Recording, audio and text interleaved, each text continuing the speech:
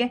चाहे वो कोई सा भी बोर्ड हो, वासुदेव शरण अग्रवाल का जीवन परिचय आता ही आता है। ठीक है, अगर आपको जीवन परिचय में पूरे नंबर पाने हैं तो जीवन परिचय को लिखने का बेस्ट तरीका क्या हो सकता है, इस वीडियो में हम आपको बताने वाले हैं। ठीक है, तो सबसे पहले आपको जीवन परिचय हेडिंग देनी है। हेडिंग के बाद से आपको क्या लिखना है, डॉक्टर वासुदेव शरण अग्रवाल का जन्म सन 1904 ईस्वी में मेरठ जनपद के खेड़ा नामक ग्राम में हुआ था। जहां भी आप उनके जन्म स्थान का नाम लिखेंगे वहां पे आपको इन्वर्टेड कामा में कर देना है। ठीक है, उसके आगे इनकी प्रारंभिक शिक्षा लखनऊ में हुई थी। इनकी प्रारंभिक शिक्षा लखनऊ में इसलिए हुई थी क्योंकि इनके माता पिता इनके बचपन से ही लखनऊ में रहा करते थे। ठीक है, इन्होंने काशी हिंदू विश्वविद्यालय में एमए तथा लखनऊ विश्वविद्यालय में पाणिनिकालीन भारत नामक शोध प्रबंध पर डीलिट की उपाधि प्राप्त की थी। ठीक है, इन्होंने काशी हिंदू विश्वविद्यालय से क्या किया था, एमए किया था। ध्यान दीजिएगा, ये सब चीज़ें बहुत ही सावधानी से लिखनी होती हैं। ठीक है, जहाँ से उन्होंने एमए किया था वहीं पे आपको पता हो तो ही लिखना है, नहीं पता हो तो नहीं लिखना है। ठीक है, आप ये लिख सकते हैं कि लखनऊ विश्वविद्यालय से इन्होंने पाणिनिकालीन भारत नामक शोध प्रबंध पर डीलिट की उपाधि प्राप्त की थी। ठीक है,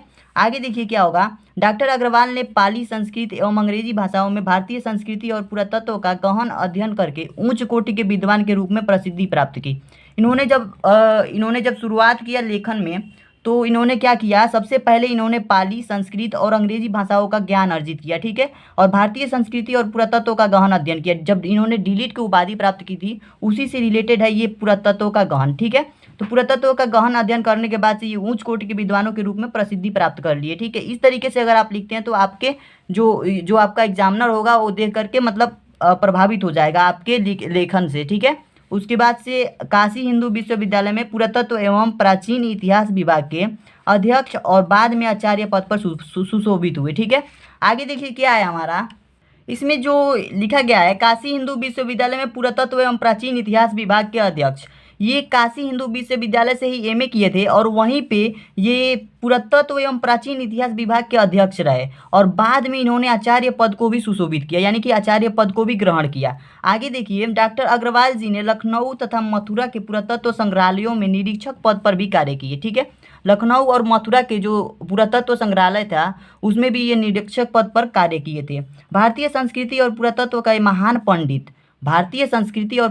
का यह महान पंडित एवं साहित्यकार सन 1967 ईस्वी में परलोक सिधार गए। ठीक है, आपको यहाँ तक लिखना है जीवन परिचय में। आगे की जो हेडिंग देनी है उसको आप ध्यान से सुनिएगा, अगली हेडिंग हमारी क्या होगी। ठीक है, उपयुक्त पंक्तियों में जो मैंने बताया उन सभी पंक्तियों को आपको जीवन परिचय में लिखना है। अगली हेडिंग देनी है आपको साहित्यिक योगदान। ठीक है, या साहित्यिक परिचय इसे कह सकते हैं। इसमें आपको क्या लिखना है, डॉक्टर वासुदेव शरण अग्रवाल भारतीय संस्कृति, पुरातत्व और प्राचीन इतिहास के प्रकांड पंडित एवं अन्वेषक थे। ठीक है, ये पुरातत्व और प्राचीन इतिहास के क्या थे, बहुत ही महान लेखक थे, इसलिए इन्हें कहा गया है प्रकांड पंडित और अन्वेषक थे। ठीक है, अतः इन्होंने उत्कृष्ट कोटि की अनुसंधानात्मक निबंधों की रचना की थी। ये इतने बड़े लेखक थे कि इनकी जो कोटि थी उत्कृष्ट थी, यानी कि उच्च थी।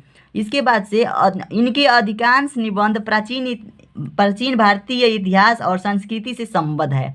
इनके जो भी निबंध थे वो भारत के संस्कृति से संबद्ध थे। ठीक, इसके आगे हमारा, इन्होंने अपने निबंधों में प्रागैतिहासिक, वैदिक एवं पौराणिक धर्म का उद्घाटन किया। निबंध के अतिरिक्त इन्होंने पाली, प्राकृत और संस्कृत के अन्य ग्रंथों का संपादन और पाठ शोधन का कार्य किया। ठीक है, इन्होंने बाणभट्ट के हर्षचरितम का सांस्कृतिक अध्ययन प्रस्तुत किया। इन्होंने जो बाणभट्ट के द्वारा लिखी गई हर्षचरितम नामक जो रचना है इसको इन्होंने संस्कृत में परिवर्तित कर दिया। उसके बाद से जायसी के पद्मावत पर इनकी टीका श्रेष्ठ मानी जाती है। ठीक है, हिंदी साहित्य के इतिहास में अपनी मौलिकता, विचारशीलता और विद्वता के लिए ये चिरणमयी रहेंगे। ठीक है, तो ये रही वे चीज़ें जो आपको साहित्यिक परिचय या साहित्यिक योगदान में लिखनी है। ठीक है, तो इतनी चीज़ें अगर आप साहित्यिक परिचय में लिख देंगे उसके बाद से आपको कृतिया हेडिंग देनी है। ठीक है, और कृतिया में क्या लिखनी है आपको बता रहे हैं। अब देखिए, कृतिया हेडिंग देने के बाद से आपको क्या करना है, आपको लिखना है डॉक्टर वासुदेव शरण अग्रवाल ने निबंध, शोध एवं उत्पादन के क्षेत्र में महत्वपूर्ण अनेकों कार्य किए। इन्होंने निबंध, पुरातत्व मतलब होता है शोध, और शोध कह सकते हैं या यहाँ पे पुरातत्व भी लिख सकते हैं। ठीक है, एवं उत्पादन के क्षेत्र में महत्वपूर्ण अनेकों कार्य किए जाता है। इनकी प्रमुख रचनाओं का विवरण निम्नलिखित है। कृतिया का मतलब होता है रचना, और इन्होंने जो भी रचनाएं की, चाहे वो निबंध में हो, आलोचना में हो, संपादन में हो या शोध प्रबंध में हो, जो भी इन्होंने रचना किया जिस भी विधा का, उन सभी को यहाँ पे लिख देना है। ठीक है, तो अगर आपको सबका लाइन बाय लाइन याद है तो आपको ऐसे हेडिंग बना करके लिखना है, और नहीं याद है तो रचना में आप डायरेक्ट भी जितना याद है उतना लिख सकते हैं। ठीक है, तो निबंध संग्रह में इन्होंने जो जो लिखा वो क्या क्या था: पृथ्वीपुत्र, कल्पलता, कला और साहित्य, कल्पवृक्ष, भारत की एकता, माता भूमि, पुत्रो अहम पृथ्वी आहा, बागधरा इत्यादि अन्य इनके प्रमुख निबंध है। ठीक है, इनके सभी प्रमुख निबंध यहाँ पे हमने लिखा हुआ है। इसके अतिरिक्त भी इन्होंने बहुत सारे निबंधों की रचना की थी। अगला है हमारा आलोचना ग्रंथ। ठीक है, आलोचना ग्रंथ में इन्होंने क्या लिखा था: पद्मावत की संजीवनी व्याख्या। ठीक है, हर्षचरितम जो बाणभट्ट की रचना थी उसका संस्कृत अध्ययन कराया। संपादन में देखिए, संपादन की बात करें तो पाली, प्राकृत और संस्कृत के एकाधिक ग्रंथों का इन्होंने निर्माण किया यानी रचना की।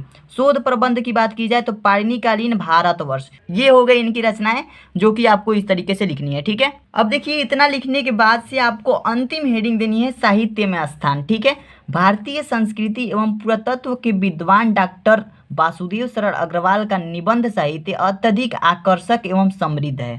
ठीक है, पुरातत्व और अनुसंधान के क्षेत्र में उनकी समता कोई नहीं कर सकता, यानी कि उनकी तुलना कोई नहीं कर सकता। किसमें? पुरातत्व और अनुसंधान के क्षेत्र में। अनुसंधान मतलब शोध, पुरातत्व मतलब जो शोध होता है, शोध ही मान सकते हैं इसे। ठीक है, आगे है विचार प्रधान निबंधों के क्षेत्र में इनका योगदान सर्वथा अविस्मरणीय है। निश्चय ही हिंदी साहित्य में इनका मूर्धन्य स्थान है। ठीक है, यानी कि इनका स्थान सर्वोच्च है हिंदी में। अब देखिए थोड़ा सा आपको रिवाइज करा देते हैं, जितनी भी चीज़ें हमने बताया उसको शॉर्ट में आप किस तरीके से रिवाइज कर सकते हैं। हमेशा आपको उतनी चीज़ें नहीं पढ़ने की ज़रूरत है, जो भी आपको पढ़ना है इस तरीके से पढ़ सकते हैं। इनका जो जन्म हुआ था 7 अगस्त 1904 ईस्वी में, जन्मस्थान इनका मेरठ था, मेरठ के खेड़ा नामक ग्राम में इनका जन्म हुआ था। ठीक है, उपाधि में इन्होंने क्या क्या प्राप्त किया था? पीएचडी किया था इन्होंने, और पीएचडी किया था इसीलिए इनको डॉक्टर वासुदेव शरण अग्रवाल के नाम से जाना जाता है। इनके नाम के आगे डॉक्टर लगाया जाता है। और डीलिट उपाधि प्राप्त किया था इन्होंने लखनऊ विश्वविद्यालय से। भारत भाषा की बात की जाए तो विषयानुकूल भाषा थी, एकदम मतलब सरल भाषा थी, खड़ी बोली थी, प्रौढ़ एवं परिमार्जित खड़ी बोली के नाम आ गया, यानी कि खड़ी बोली मतलब शुद्ध भाषा, सरल भाषा थी। शैली की बात की जाए तो विचारात्मक व्याख्यात्मक शैली थी। ठीक है, रचनाएं, इनकी रचनाएं जो प्रमुख रचनाएं हैं वही हमने यहाँ पे लिखा है 2-3, और बाकी सारी रचनाएं तो आपको बताई दी हैं। ठीक है, पृथ्वीपुत्र और भारत की एकता। इनकी मृत्यु 27 जुलाई 1967 ईस्वी में हुई थी। तो आज के लिए इतना ही दोस्तों। एक रिक्वेस्ट करना चाहूँगा, अगर आपको वीडियो अच्छी लगी हो तो चैनल को सब्सक्राइब कर लीजिए, वीडियो को लाइक कर दीजिए। मिलते हैं नेक्स्ट वीडियो में अगले टॉपिक के साथ। आज के लिए इतना ही, थैंक यू।